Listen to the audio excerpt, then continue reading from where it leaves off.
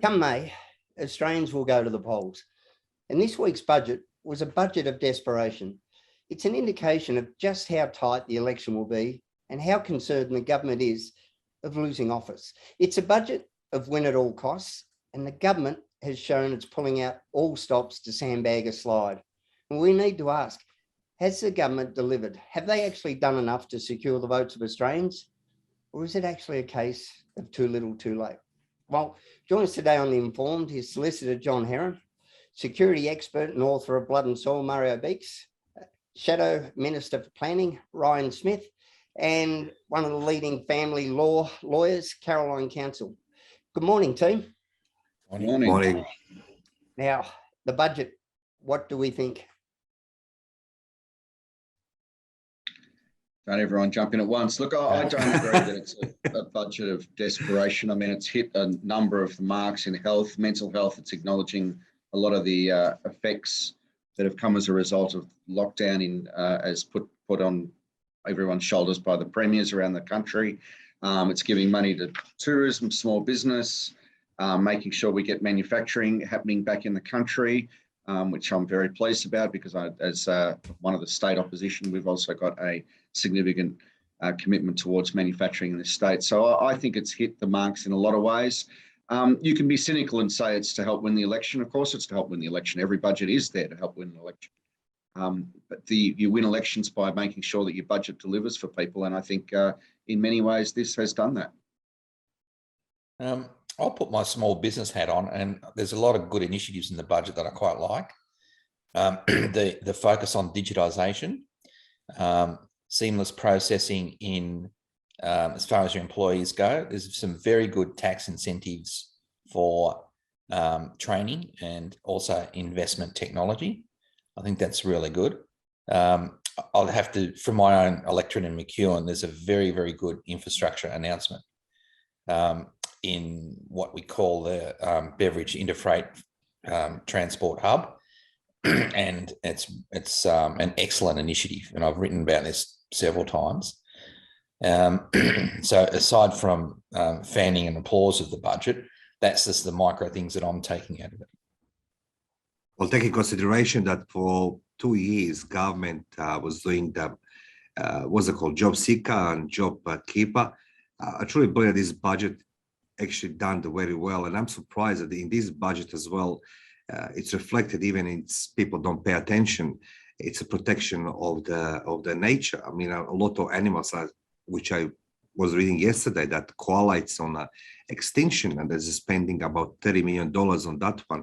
So I truly believe that this budget it's very good based on what we've gone past 2 years with the COVID. From a family perspective, it's high time that I think men were able to also access parental leave in the same way as women.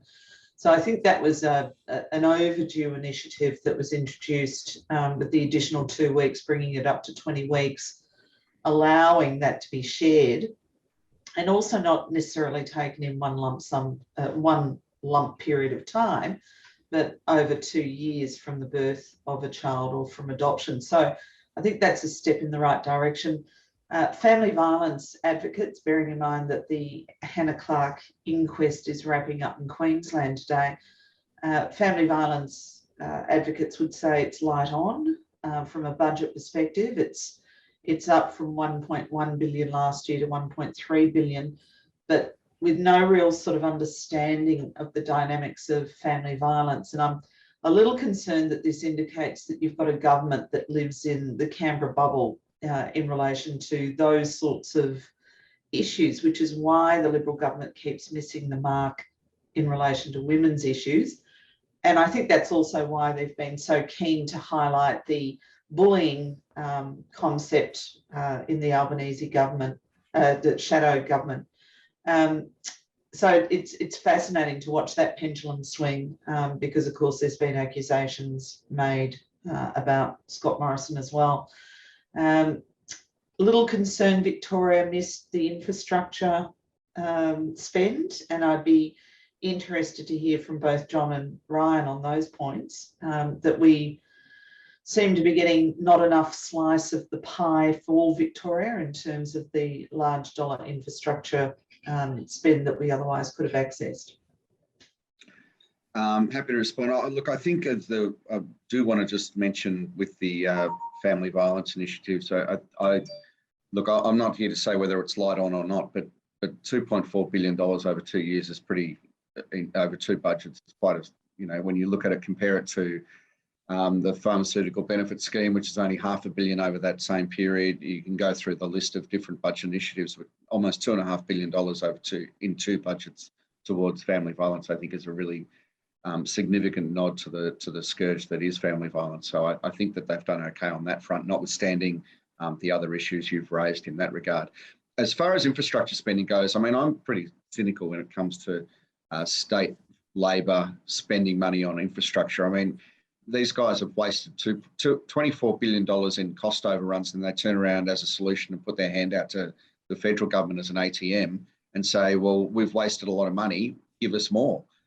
The fact of the matter is that state Labor can't run projects, and just handing them more money to mismanage. I think they've got to prove themselves that they can manage a project before the federal government's prepared to actually put their hand in their pocket, notwithstanding there's been $4 billion sitting in abeyance for budget after budget after budget, waiting for the East-West Link to be built. Now, the whole narrative around the East-West Link not offering good economic value, well, geez, with cost overruns in every single budget, every single infrastructure project in Victoria, I think the East-West Link's probably looked about the best project at the end of the day than any of these projects. So I would say that the state government needs to get its house in order on infrastructure projects before it starts complaining to the federal government about not getting enough money. And we've certainly talked about the Victorian government falling well shy of the mark. Yeah. In that regard. Yeah.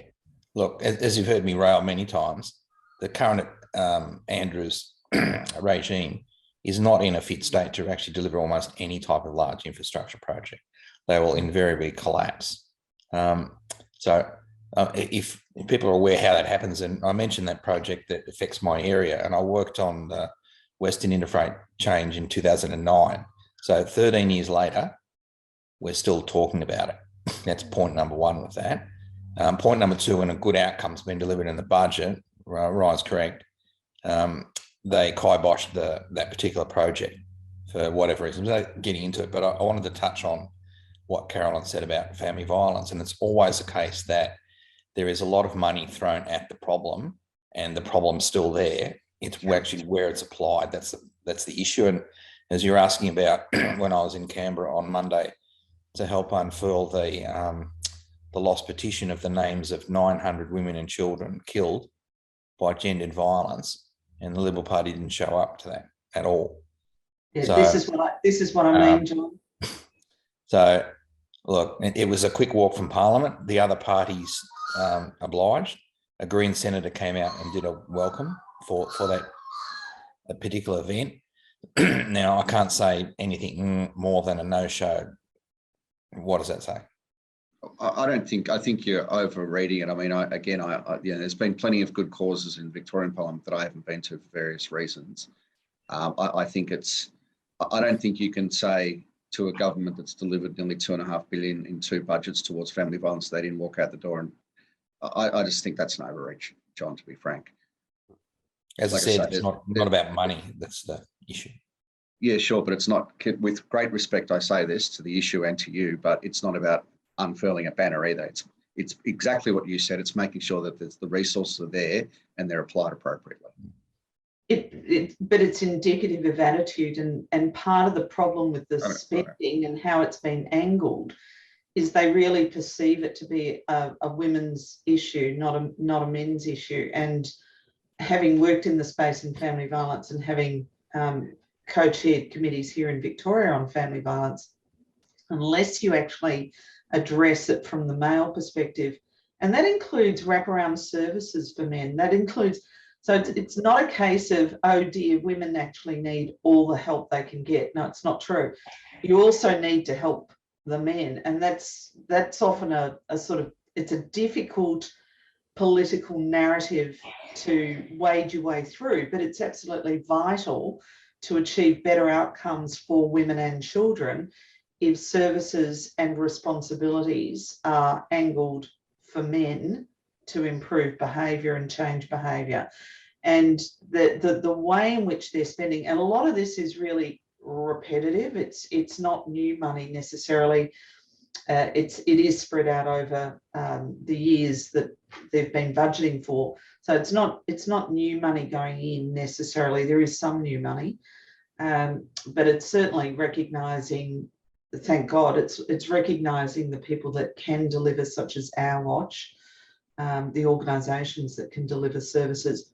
But it fails in that absolutely essential point to say who is more likely to inflict family violence. It's men, not women. And instead of making it our problem and a gendered problem where women are responsible, you have to make it about the men. And then they're not going there. They're not doing it.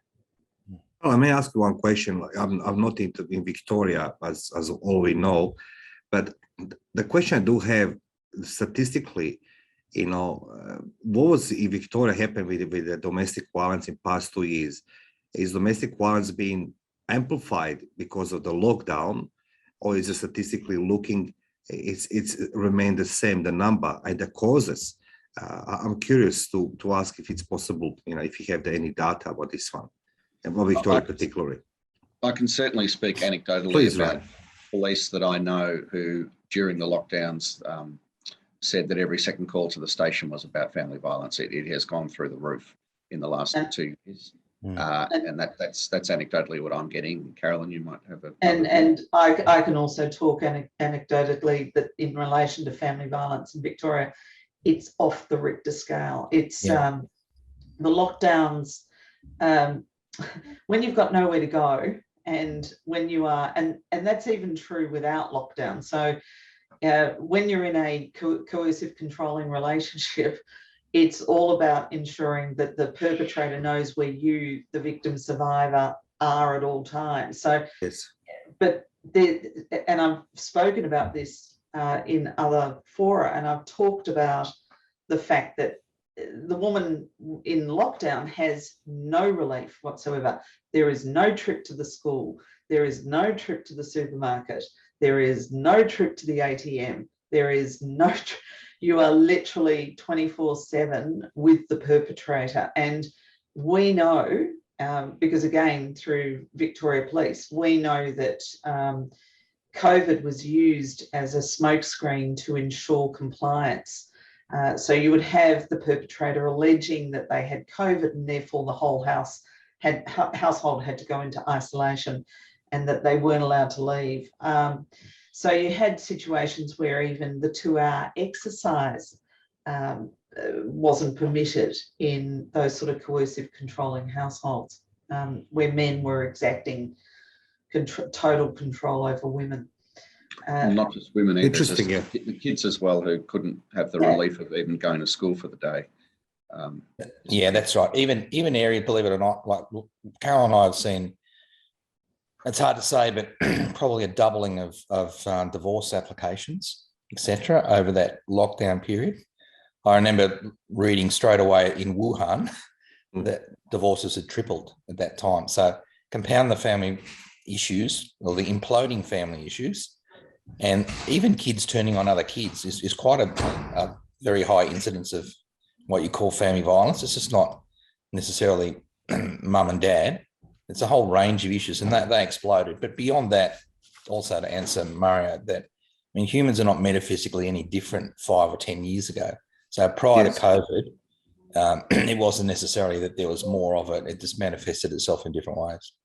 In different ways, yeah. That's my question. Actually, it is because I'm seeing around me, like as I say, I don't go in Victoria statistics because I don't live there, but certainly I can see around me that there's a lot of domestic violence being inflicted because of the people being in close proximity for such a long time, and nobody addressed that issue that actually prolonged a lockdown in confined space between the partners actually increases the chances of domestic violence.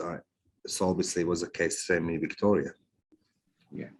And that goes back to the comment that Ryan made earlier about, thank goodness the budget recognises the mental health knock-on effects, particularly of the last 2 years.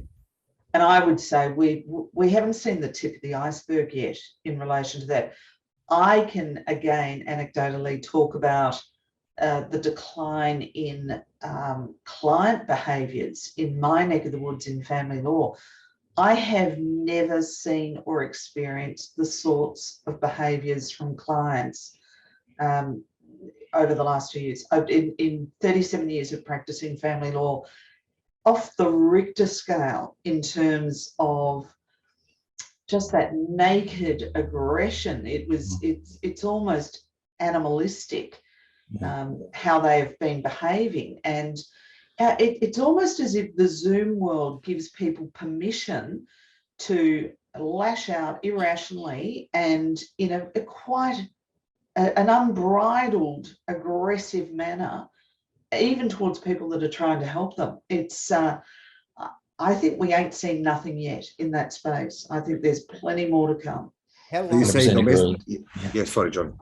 No, I just totally agree. Well, I've seen it in my practice in a whole different range of things, even things like hostile parenting, where you're not allowing the children to see one other spouse by both men and women is also fueled by the pandemic. I'll stop on that issue.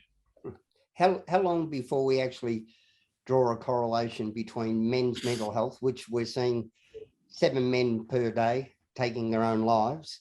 How long before we see that correlation between domestic violence and men's mental health? Because I don't think, and I'm not the expert as John and Caroline are in that field, but to me, it wouldn't seem a far stretch to think that those men who are about to take the saddest path of all may lash out at the very people who love them and are trying to support them. So men's mental health missed out big time. Men's health missed out big time within this budget.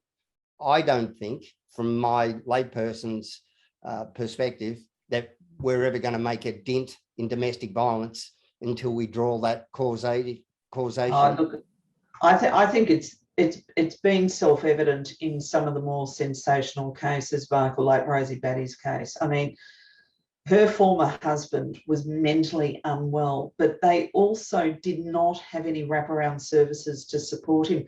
The Victoria Police didn't even know where he is. There is a chilling footage of Victoria Police interviewing him where he is quite deranged in how he behaved and the things he was saying to Victoria Police. But the police were sitting there sort of almost laughing it off, because it's the same sort of behaviour that you see with people that get taken in for either because they're drunk, disorderly. It was, but for him, he was sober, and that's what was sobering, no pun intended, from my perspective, just to watch this man in extremis in this weird world of his, with no real help being extended. And that is why you cannot, you must approach it from both the perpetrator, whether it's a female perpetrator or male, and victim perspective. You have to support the victim. You have to make sure the victim is safe. You have to make sure that the victim has the tools that they need when they need it. But you also equally have to be able to monitor, manage, and work out what should be happening with the perpetrator.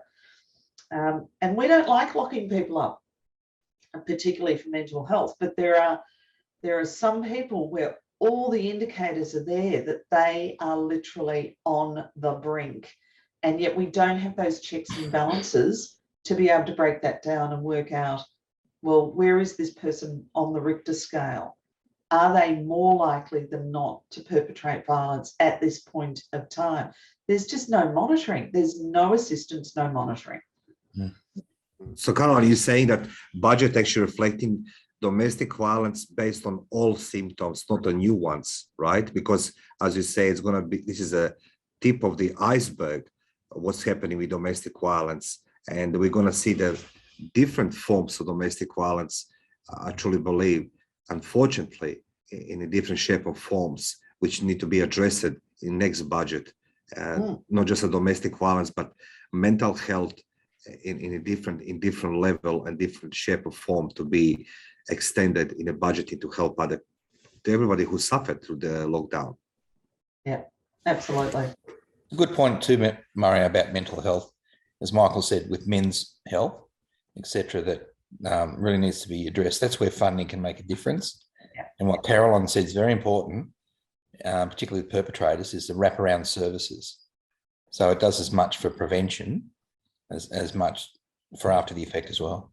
And by that, from a very practical perspective, is that when you have a situation of family violence where Victoria Police turn up and they interview them separately, it'll often be the perpetrator that's told to leave the house that night. Well, where are they going? Where are they going to live? So you exacerbate from their perspective the wrong that they feel has been done unto them. Whereas if you say, look, we need to accommodate them, we need to make sure that they're safe as well, we need to make sure they're not homeless, because Rosie Batty's ex-husband was basically homeless and they didn't know where he was, and he was rattling around the streets, and at one stage she even took him in because he had nowhere else to go. I mean, that is, so when we say wraparound services, it sounds like, well, what the hell does that mean? It means housing. It means accommodating people so that you have somewhere, a base that you can call home, and then improve. And we know with homelessness and mental ill health and homelessness, the moment you put a suitable roof over people's heads, you can then start to address the underlying issues and then start to help them rebuild their lives. No different with a perpetrator of family violence. You have to accommodate them. Interesting, yeah. Back to the budget, though. Fascinating. We could do. I would love to speak about this for another edition of the Informed. But with the budget, the cash splash, the buying of votes, I'm all for spending money. I love a good budget when there's real structural reform going forward, when we can say, right, so as John mentioned, some of the small business things, some of the digitisation, and that great, but there doesn't seem to be a lot there that is building anything of worth going forward. Well, if you think that we are the only one who's having the cash splash for the senior citizens and pensioners, I spoke with a good friend of mine in the US, and they're getting $800 to credit cards as a part of the assistance of the government. But those credit cards for $100 each is going to be given in July, and that's going to be taxable as well. And when I was seeing that, what's $250 of it's a first payment, and the next one it's $400, I believe, for the pensioners, if I'm correct. That's a cash splash, but it's not helpful at all. You need to look at it, and when you're talking about cash splashes on the actual, we need to talk about the headline number of debt and deficits and repaying that. So that is it affordable? The answer is yes, I think, to that, because the budget was predicting debt to come in at around the low 30% of GDP. That's actually sustainable. If you go to Victoria, you got something like 80% of debt to gross state product. So you're tracking at less than half of that. So spending in this type of environment is not such a bad thing, and it was affordable. And the repayment structures for what we've been left with is probably not too bad in the budget. The COVID has really highlighted the aged care shocking state of affairs, and yet there didn't seem to be anything in that. As far as stimulus goes, you would think at least a 10 or 20% increase in the real wages of those working in that sector would stop some of the leaking of employees leaving the sector, and would do more to help that than the one-off $420. There's actually $500 million going towards implementing the recommendations to the Royal Commission of Aged Care, which included those issues that you're talking about. So there is money going to those avenues. Good. All right, team. Again, as George says, we're going to have to wind up the COVID edition from the Blueberry Studios of Casa del Rey. And thanks for your time, and we'll talk next week. Thank you. Thanks, Michael. Thank you. Have a nice day, everybody. Thank you, everybody.